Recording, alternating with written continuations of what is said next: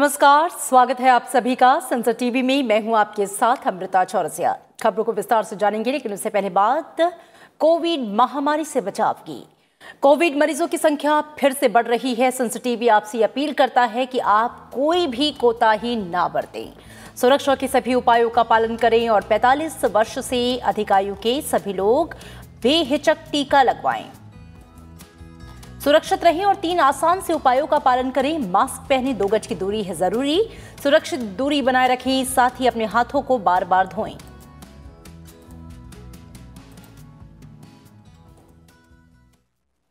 और आइए अब नजर हेडलाइंस पर।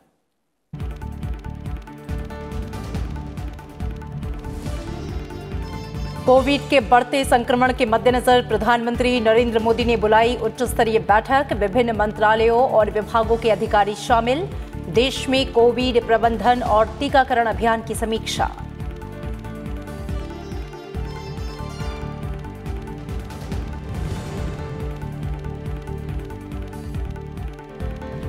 कोविड के बढ़ते मामलों के मद्देनजर जूना अखाड़े की तरफ से कुंभ का विधिवत समापन। आचार्य महामंडलेश्वर स्वामी अवधेशानंद ने की घोषणा।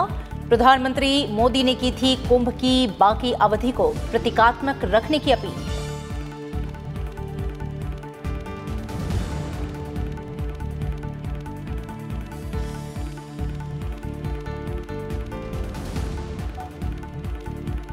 सरकार के दखल के बाद दवा निर्माताओं ने घटाई रेमडेसिविर इंजेक्शन की कीमतें। कोरोना के हालात पर केंद्रीय स्वास्थ्य मंत्री डॉक्टर हर्षवर्धन ने 11 राज्यों के साथ की अहम बैठक। कहा, देश में वैक्सीन की नहीं कोई कमी। देश भर में 12 करोड़ से ज्यादा लोगों का हुआ टीकाकरण।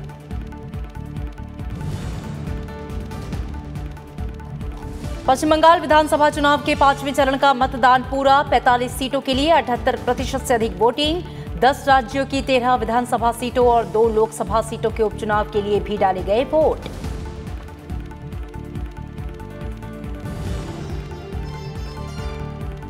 और कूच बिहार हिंसा पर मुख्यमंत्री ममता बनर्जी के ऑडियो टेप से गरमाई पश्चिम बंगाल की सियासत। बीजेपी ने लगाया मौत पर राजनीति का आरोप। टीएमसी ने गैरकानूनी तरीके से फोन टैपिंग का उठाया मुद्दा। दोनों दलों ने चुनाव आयोग से की शिकायत।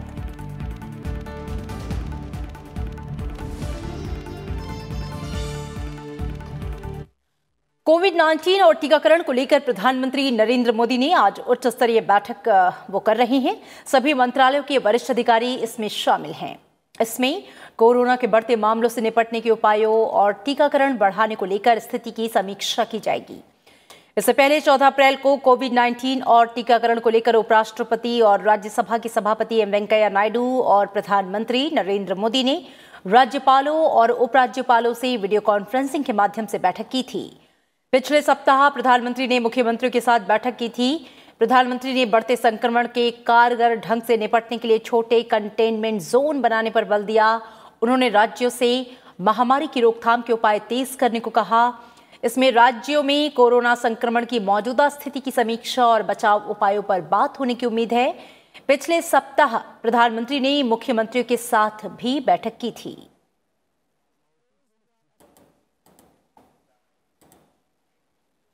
केंद्रीय स्वास्थ्य मंत्री डॉक्टर हर्षवर्धन ने आज वीडियो कॉन्फ्रेंसिंग के जरिए 11 राज्यों के स्वास्थ्य मंत्रियों के साथ कोरोना वायरस की स्थिति पर बैठक की। स्वास्थ्य मंत्री ने एक बार फिर से ये कहा है कि देश में वैक्सीन की कोई कमी नहीं है। स्वास्थ्य मंत्री हर्षवर्धन ने कहा कि देश में आज सुबह तक राज्यों को वैक्सीन की 14 करोड़ 15 लाख डोज सप्लाई की गई। वेस्टेज को मिलाकर सब राज्यों के लगभग 12 करोड़ 57 लाख 18 हजार वैक्सीन की डोज का इस्तेमाल किया गया। भारत सरकार ने एक मेडिकल ऑक्सीजन सप्लाई के संदर्भ में स्टेट्स को डिफरेंट मैन्युफैक्चरर्स के माध्यम से 30 अप्रैल तक का जो है एक कैलेंडर जो है इशू किया है। और जो मिनिस्ट्री ऑफ हेल्थ है, DPIIT और मिनिस्ट्री ऑफ होम अफेयर्स, उन सब ने मिलकर स्टेट्स के अंदर ये मेडिकल ऑक्सीजन की सप्लाई अनहिंडर्ड, किसी भी प्रकार की रुकावट के बगैर स्टेट बॉर्डर्स के ऊपर ये उपलब्ध हो, इसको भी सुनिश्चित किया है। और इस समय राज्यों के पास 1,58,00,000 डोज है, जबकि 1,16,84,000 डोज अगले एक हफ्ते के लिए पाइपलाइन में है। केंद्र सरकार की ओर से यह साफ किया गया है कि किसी भी राज्य में कोरोना वैक्सीन की कमी नहीं होने दी जाएगी। केंद्रीय स्वास्थ्य मंत्री ने कहा कि कई राज्यों में कोरोना संक्रमित मरीजों की संख्या तेजी से बढ़ रही है, जिसे देखते हुए वेंटिलेटर की पर्याप्त व्यवस्था की जा रही है।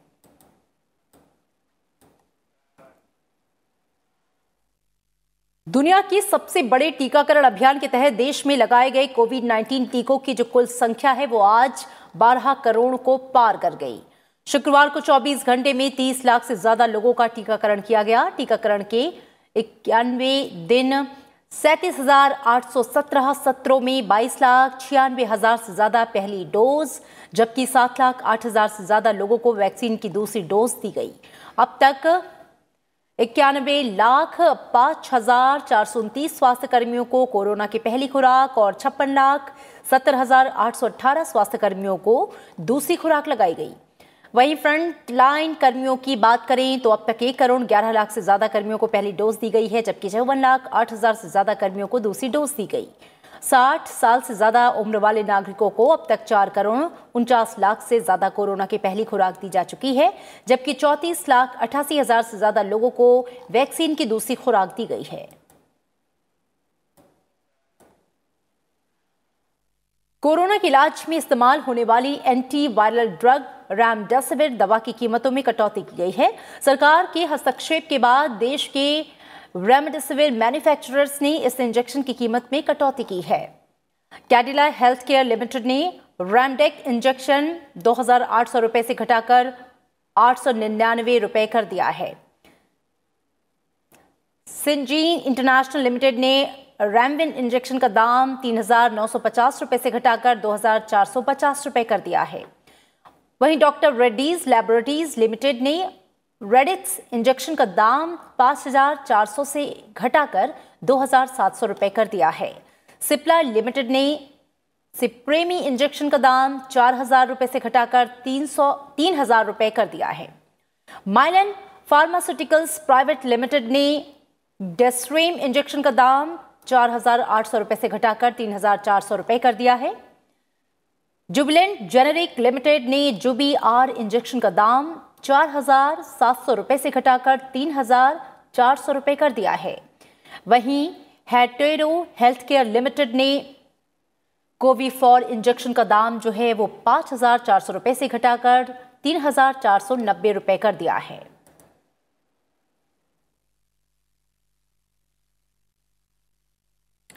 भारत में कोरोना वायरस संक्रमण से हालात जो हैं वो चिंताजनक बने हुए हैं। बीते 24 घंटों की बात करें तो 10 राज्यों महाराष्ट्र, उत्तर प्रदेश, दिल्ली, छत्तीसगढ़, कर्नाटक, मध्य प्रदेश, केरल, तमिलनाडु, गुजरात और पश्चिम बंगाल में 79% से अधिक नए जो सक्रिय मामले हैं वो सामने आए हैं।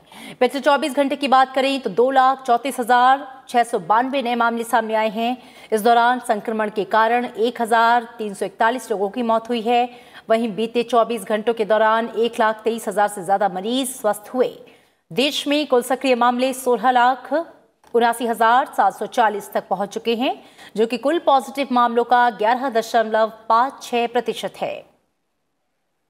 राज्यों की बात करें तो 5 राज्य महाराष्ट्र, उत्तर प्रदेश, दिल्ली, छत्तीसगढ़, कर्नाटक में हालत बेहद नाजुक है। अकेले महाराष्ट्र में 63,729 नए एक्टिव केस सामने आए। उसके बाद उत्तर प्रदेश में 27,360, दिल्ली में 24,000, छत्तीसगढ़ में 14,912 और कर्नाटक में 14,869 नए सक्रिय मामले सामने आए हैं। 24 घंटे में कोरोना से महाराष्ट्र में सबसे ज्यादा 398 लोगों की मौत हुई है। वहीं दिल्ली में 141 और छत्तीसगढ़ में 138 लोगों की मौत हुई।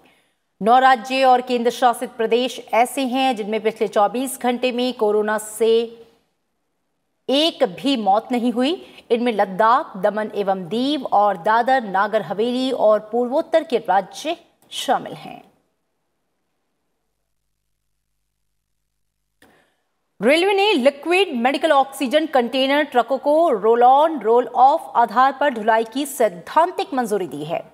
महाराष्ट्र सरकार की ओर से राज्य में तरल ऑक्सीजन पहुंचाने के अनुरोध पर रेल मंत्रालय ने यह फैसला किया है। रेलवे जल्द ही देश के एक हिस्से से दूसरे हिस्से में लिक्विड मेडिकल ऑक्सीजन से भरे क्रायोजेनिक टैंकर ट्रकों को पहुंचाएगा। रेलवे ने कहा है कि कोरोना मामलों में वृद्धि को देखते हुए रोरो सेवा से मेडिकल ऑक्सीजन पहुंचाने में कम परिवहन लागत के साथ समय की बचत होगी।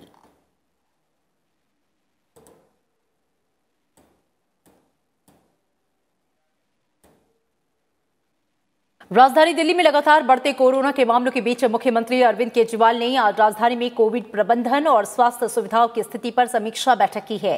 मुख्यमंत्री अरविंद केजरीवाल ने दिल्ली के अंदर अधिक से अधिक बेड की क्षमता बढ़ाने पर जोर दिया और स्वास्थ्य विभाग ये सुनिश्चित करने का निर्देश दिया है कि दिल्ली कोरोना ऐप पर अस्पतालों में बेड की सही जानकारी जनता तक उपलब्ध कराई जाए। उन्होंने कहा कि होम आइसोलेशन में रह रहे सभी मरीजों से डॉक्टर्स की टीम संपर्क करे और उन्हें ऑक्सीमीटर मुहैया कराए।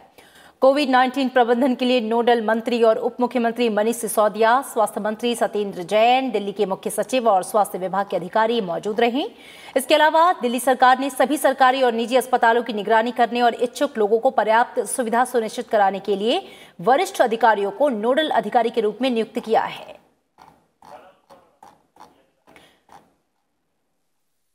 ये अधिकारी आपको बता दें कि निर्धारित किए गए कोविड-19 अस्पतालों के प्रभारी होंगे। अस्पतालों को परामर्श देंगे कि उनकी कार्य प्रणाली को नियंत्रित करेंगे। दिल्ली के स्वास्थ्य सचिव अमित सिंगला ने इस संबंध में सभी अस्पतालों को पत्र लिखा है।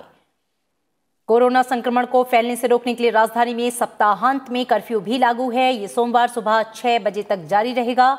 दिल्ली में आज कोविड-19 संक्रमण के 24,000 से ज्यादा नए मामले सामने आए हैं। केसेस 19,500 से बढ़ के 24,000 हो गए हैं। पॉजिटिविटी रेट 24% से ज़्यादा हो गया है। तो स्थिति काफ़ी गंभीर है, चिंताजनक है।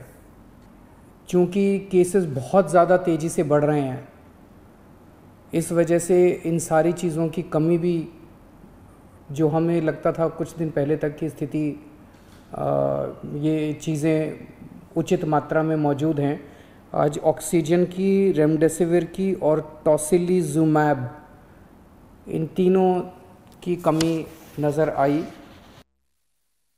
और इधर बिहार में तेजी से फैल रहे कोरोना संक्रमण की रोकथाम को लेकर राज्यपाल फागू चौहान की अध्यक्षता में आज एक सर्वदलीय बैठक हुई है।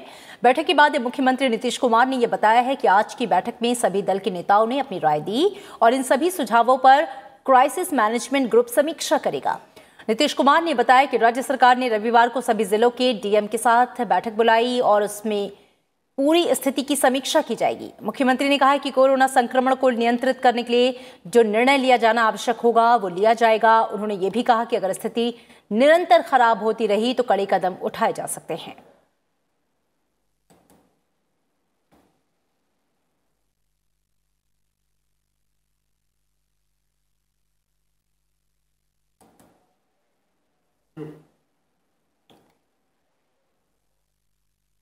और कोरोना के बढ़ते कहर के बीच प्रधानमंत्री नरेंद्र मोदी की अपील के बाद से जूना अखाड़ा ने भी कुंभ के समापन की घोषणा कर दी है। इससे पहले प्रधानमंत्री नरेंद्र मोदी ने आचार्य महामंडलेश्वर पूज्य स्वामी अवधेशानंद गिरी जी से फोन पर बात की थी। उन्होंने सभी संतों के स्वास्थ्य का हालचाल जाना और प्रशासन को सहयोग करने के लिए संत जगत का आभार जताया। प्रधानमंत्री ने कहा कि 2 शाही स्नान हो चुके हैं और अब कुंभ को कोरोना संकट के चलते प्रतीकात्मक ही रखा जाए। इससे संकट से लड़ाई को एक ताकत मिलेगी। इसके बाद आचार्य महामंडलेश्वर स्वामी अवधेशानंद गिरी जी ने भी ट्वीट करके कहा कि वो प्रधानमंत्री के आह्वान का सम्मान करते हैं। जीवन की रक्षा सबसे बड़ा पुण्य है। उन्होंने जनता से आग्रह किया है कि कोविड की परिस्थितियों को देखते हुए भारी संख्या में स्नान के लिए न आए और नियमों का निर्वहन करें। शाम को जूना अखाड़ा ने औपचारिक तौर पर कुंभ के समापन का ऐलान कर दिया। कुल 13 अखाड़ों में से निरंजनी अखाड़ा और आनंद अखाड़ा भी कुंभ मेला समिति का समाप्ति का ऐलान कर चुके हैं।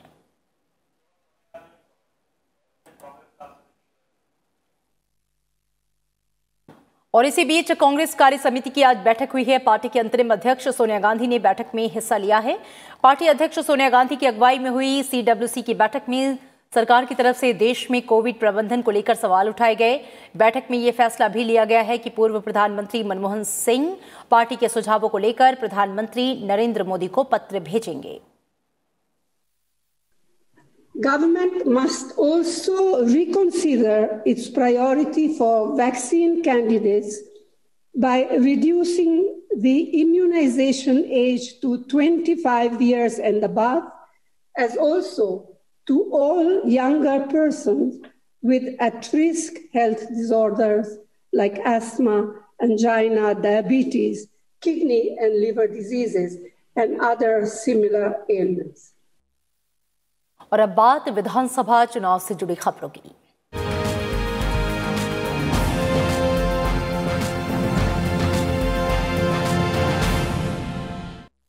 पश्चिम बंगाल विधानसभा चुनाव के 5वें चरण में उत्तर बंगाल और दक्षिण बंगाल के 6 जिलों की 45 सीटों पर मतदान का काम जो है वो पूरा हो गया है। 6 बजे तक 78% से अधिक वोटिंग हो चुकी है। अभी भी पोलिंग बूथ पर लोगों की जो लाइन है वो लगी है। इस दौरान अधिकतर मतदान केंद्रों पर मतदाताओं को कोरोना गाइडलाइंस का पालन करने की सलाह दी गई है। सुबह 7 बजे से मतदान शुरू होने पर ही पोलिंग बूथ पर लंबी कतारें देखने को मिली। मतदाताओं, खासकर महिलाओं और युवाओं में मतदान को लेकर उत्साह दिखा। अब तक जलपाईगुड़ी में 82% से अधिक, कलिंगपोंग में 70% से अधिक, दार्जिलिंग में 75% से ज्यादा, नदिया में 82% से अधिक मतदान हुआ। वहीं पूर्व बर्धमान में 82% से अधिक मतदान हो चुका है। 5वें चरण में हिंसा की कुछ छिटपुट घटनाएं सामने आई हैं।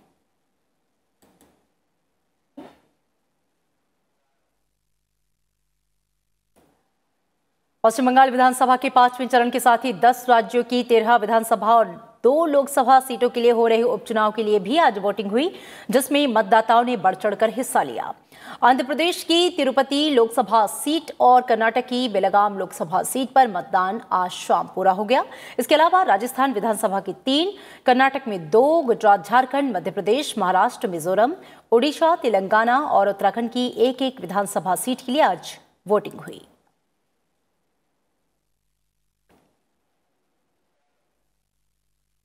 पश्चिम बंगाल में बाकी बचे 3 चरणों के लिए चुनाव प्रचार जो है वो तेज हो गया है। प्रधानमंत्री नरेंद्र मोदी आगामी दौर के चुनाव के लिए राज्य में आज आसनसोल और गंगारामपुर में उन्होंने रैलियां की। आसनसोल रैली में उन्होंने कहा कि पूरे भारत के लोग आसनसोल की फैक्ट्रियों में काम करने के लिए यहां आते हैं, लेकिन मां, माटी और मानुष की बात करने वाली ममता बनर्जी की सरकार ने यहां माफिया राज फैला दिया। प्रधानमंत्री ने यह दावा किया कि ममता बनर्जी की तुष्टीकरण की राजनीति ने बंगाल को बर्बाद कर दिया। तुष्टीकरण की नीति किसने पनपाई? तुष्टीकरण की नीति किसने पनपाई? किसके कारण पुलिस दंगाइयों के पक्ष में खड़ी रही? किसके कारण पुलिस दंगाइयों के पक्ष में खड़ी रही? एक ही जवाब है ना? एक ही जवाब है ना? हर कोई कह रहा है दीदी के कारण, दीदी के कारण, दीदी के कारण। भाई और बहनों, जो विकास पर विरोध को, विश्वास पर प्रतिशोध को, सुशासन पर राजनीति को प्राथमिकता देती है, ऐसी सरकार पश्चिम बंगाल का भला नहीं कर सकती। इस ऑडियो में कुछ बिहार के टीएमसी नेता को कहा जा रहा है कि मारे गए लोगों के शवों के साथ रैली निकालो। दीदी, वोट बैंक के लिए कहां तक जाएगी आप?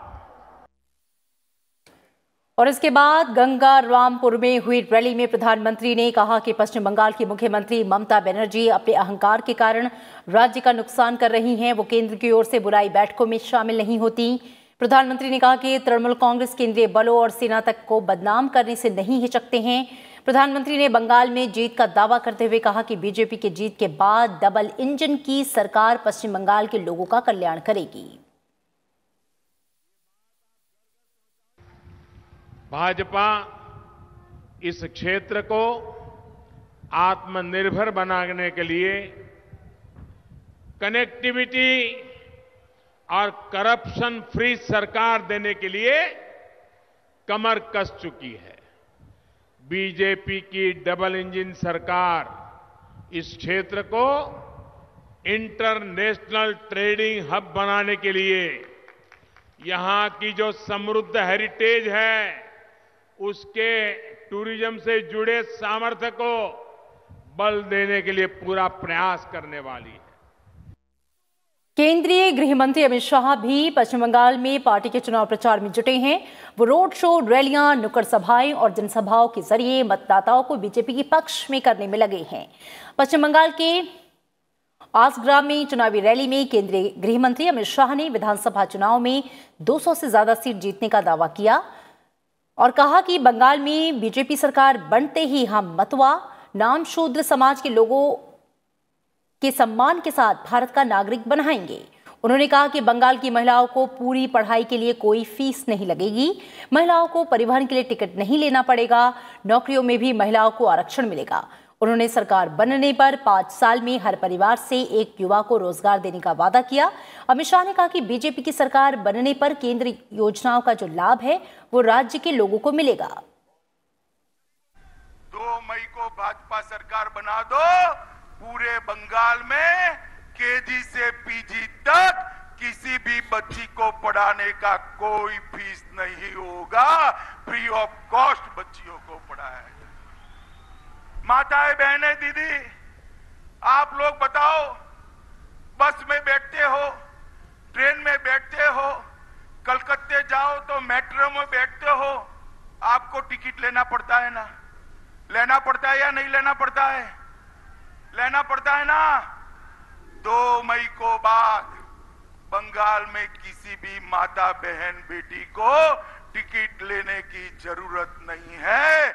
आपका पूरा ट्रांसपोर्टेशन फ्री ऑफ कॉस्ट कर दिया जाए। सरकारी नौकरियों में 33% माताओं के लिए आरक्षित किया जाएगा।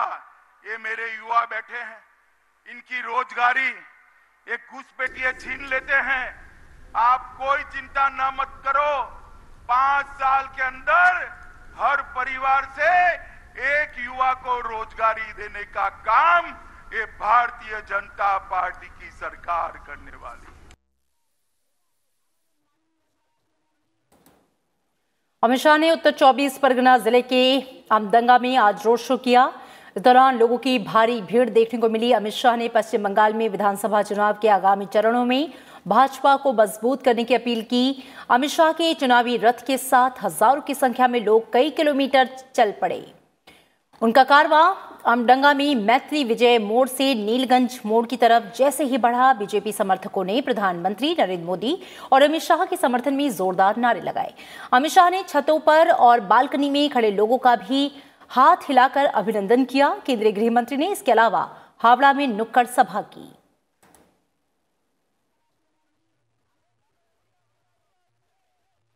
पश्चिम बंगाल की मुख्यमंत्री ममता बनर्जी ने आज बर्धमान और पूर्वा में चुनावी रैली को संबोधित किया। इस मौके पर उन्होंने केंद्र सरकार और बीजेपी पर जमकर हमला बोला। उन्होंने कहा कि बीजेपी के पास कोई मुद्दा नहीं है, वे विकास के बारे में बात नहीं करते। ममता बनर्जी ने कहा कि बीजेपी लोगों को गुमराह कर रही है। उन्होंने केंद्र सरकार पर भी आरोप लगाया कि वो राज्यों को पर्याप्त मात्रा में कोविड वैक्सीन उपलब्ध नहीं करा रही। ममता बनर्जी ने कहा कि बीजेपी बिना कोविड जांच कराए ही बाहरी लोगों को राज्य में लेकर आ रही है, जिससे कोरोना फैल रहा है, लेकिन टीएमसी उसका माकूल जवाब दे रही है। पश्चिम बंगाल के मुख्यमंत्री ने कहा कि कूच बिहार में हुई गोलीबारी संबंधित कथित ऑडियो टेप सामने आने से एक दिन बाद पश्चिम बंगाल की मुख्यमंत्री ममता बनर्जी ने यह आरोप लगाया है कि उनका फोन टैप किया जा रहा है और वो इस मामले की सीआईडी से जांच कराए जाने का आदेश देंगी। ममता बनर्जी ने कहा कि बंगाल के लोग किसी भी साजिश को कामयाब नहीं होने देंगे। যেখানে যেখানে ইলেকশন হবে সব জায়গাতেই আপনারা আমাদের তৃণমূল কংগ্রেস জোড়াফুলের প্রার্থীদের ভোট দেবেন। আগামী দিন ভালো থাকতে হলে, শান্তিতে থাকতে হলে। আর মনে রাখবেন, এই নির্বাচন বাংলা মায়ের নির্বাচন, বাংলা মায়ের সম্মানের নির্বাচন, বাংলাকে বাঁচানোর নির্বাচন, বাংলার ইজ্জত বাঁচানোর নির্বাচন, মা বোনদের সম্মান বাঁচানোর নির্বাচন। पश्चिम बंगाल में कूच बिहार गोलीबारी को लेकर मुख्यमंत्री ममता बनर्जी के कथित ऑडियो टेप के सामने आने के बाद से बीजेपी और टीएमसी के बीच आरोप प्रत्यारोप का जो दौर है वो शुरू हो गया। बीजेपी ने जहां इसकी जांच की मांग की तो वहीं टीएमसी ने मुख्यमंत्री टेप गैरकानूनी तरीके से टेप किए जाने का आरोप लगाया है। और इसी कड़ी में भाजपा के एक प्रतिनिधिमंडल ने शनिवार को पश्चिम बंगाल के मुख्य निर्वाचन अधिकारी से मुलाकात की और उस कथित ऑडियो क्लिप पर संज्ञान लेकर जांच की मांग की। कथित ऑडियो क्लिप में मुख्यमंत्री ममता बनर्जी कूच बिहार गोलीबारी के पीड़ितों के शवों के साथ रैली का प्रस्ताव देते हुए सुनाई दे रही हैं। जो एक ऑडियो टेप आया है जहां की विदाई मुख्यमंत्री श्रीमती ममता बनर्जी अपने जिला अध्यक्ष पार्थप्रतिम रॉय जो कि शीतल कुल्ची के प्रार्थी भी हैं उनसे वार्तालाप कर रहे हैं। उसमें 5-6 बिंदु बहुत महत्वपूर्ण हैं। सबसे पहला है कि डेड बॉडी लेने मत देना, मृतदेह लेने मत देना, पार्थिव शरीर को रख देना, हम पार्थिव शरीर लेके रैली करेंगे। उसका उद्देश्य एक ही है, उद्देश्य ये था कि इससे जितना ध्रुवीकरण और हो जाए। और इसके बाद टीएमसी के एक प्रतिनिधिमंडल ने भी चुनाव आयोग से मिलकर मुख्यमंत्री के टेप को गैरकानूनी तरीके से टेप किए जाने की शिकायत की है। जो सरकारी पार्टी है केंद्र की, उसका आईटी सेल उसको रिलीज कर रहा है। आईटी सेल को कैसे मिला? और पहले तो ये है कि भाई टेप कैसे हुआ, टेप कैसे हुआ, और टेप हुआ तो आईटी सेल बीजेपी को कैसे मिल गया? और उसके बाद उन्होंने चुनाव को प्रभावित करने के लिए सोचते हुए कि प्रभावित करेंगे, उन्होंने इसको रिलीज़ कर दिया। तो इसमें बहुत सारे गंभीर प्रश्न हैं जो उठते हैं।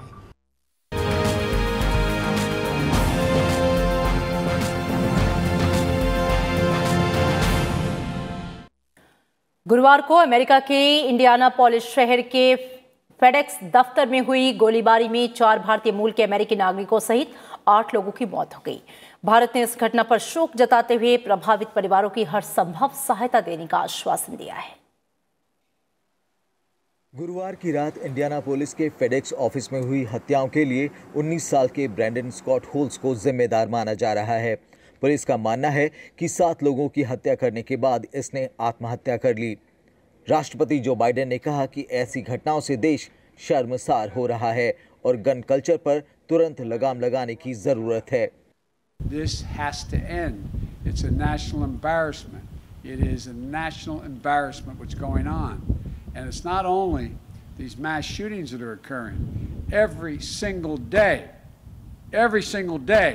there's a mass shooting in the United States if you count all those who were killed out in the streets of our cities and our rural areas. It's a national embarrassment and must come to an end. मृतकों में 4 भारतीय मूल के अमेरिकी नागरिक भी शामिल हैं, जिनमें 3 महिलाएं और 1 पुरुष है। विदेश मंत्री एस जयशंकर ने ट्वीट कर घटना पर शोक जताया और कहा कि भारतीय काउंसलेट संबंधित अधिकारियों के संपर्क में है। उन्होंने पीड़ित परिवारों को हर संभव मदद का भरोसा दिया। अमेरिका में गन कल्चर या कहें कि बंदूकों का शौक बड़ी समस्या रहा है। ये देश में होने वाली हत्याओं का एक बड़ा कारण भी है। बंदूकों के कारण होने वाली मौतों पर नजर रखने वाली संस्था द गन वायलेंस आर्काइव के मुताबिक पिछले साल अमेरिका में 43,549 लोगों की बंदूक से हत्या की गई, जिनमें 610 लोग मास शूटिंग में मारे गए। जबकि इस साल मास शूटिंग में मारे जाने वाले लोगों की कुल संख्या अब तक 147 हो चुकी है और कुल 12,395 लोग मारे जा चुके हैं। जाहिर है ये आंकड़े किसी भी देश को शर्मसार कर सकते हैं। अखिलेश सुमन, संसद टीवी। तमिल फिल्मों की मशहूर हास्य कलाकार और पद्मश्री पुरस्कार से सम्मानित विवेक का आज निधन हो गया।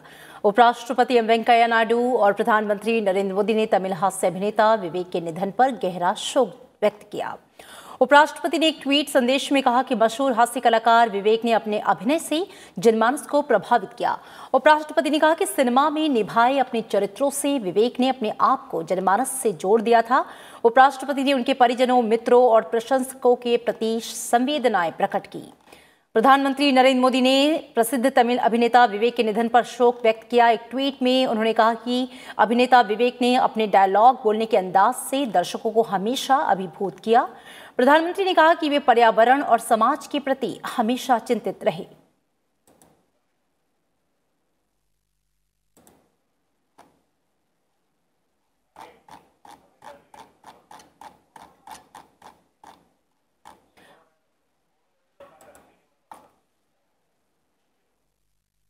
और फिलहाल इस बुलेटिन में इतना ही, लेकिन चलते चलते एक बार फिर आपसे कोविड महामारी को लेकर बात।